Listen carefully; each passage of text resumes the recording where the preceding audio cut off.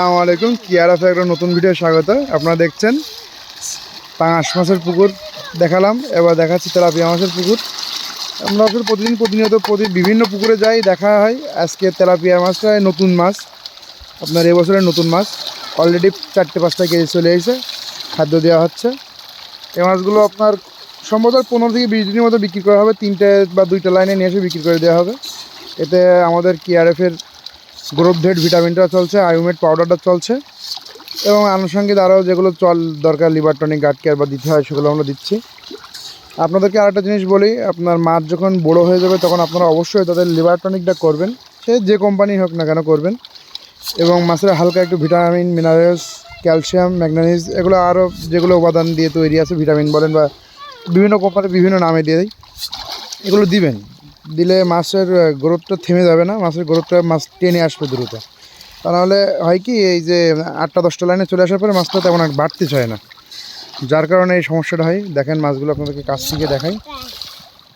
খাদ্য মেলাদিক ছড়া যাওয়ার কারণে আপনার মাছগুলো এক জায়গায় নেই, বা একটু কোলে সাইডে খাদ্য দেন, দিলে দেখা যাচ্ছে আপনার মাছগুলো সব ভিডিও দেখানো যাবে।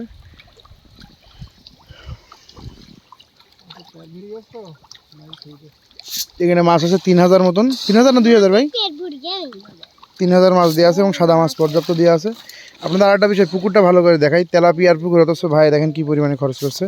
চারি সাইডে নেটিং দেওয়া আছে, এবং আপনার পুকুরের মাঝখানে লাইট দেওয়া আছে।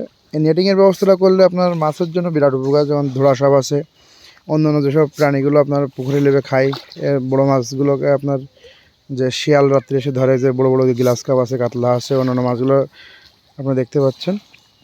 তো পুকুর সবসময় এরকম নিট অ্যান্ড ক্লিন পরিষ্কার রাখবেন, এবং চারি সাইড নেট দিয়ে রাখবেন।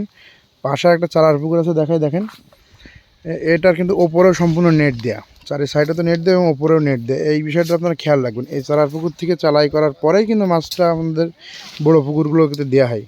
সেক্ষেত্রে আপনারা অবশ্যই নেটের ব্যবস্থা করবেন, তা নাহলে অনেক মাছ কিন্তু ক্ষয়ক্ষতি হবে। বগ আছে, পানি করে আছে, আপনার এপাশে আরও বিভিন্ন ধরনের পাখিরা মাছ খায়, আপনার ধোড়া সাপ।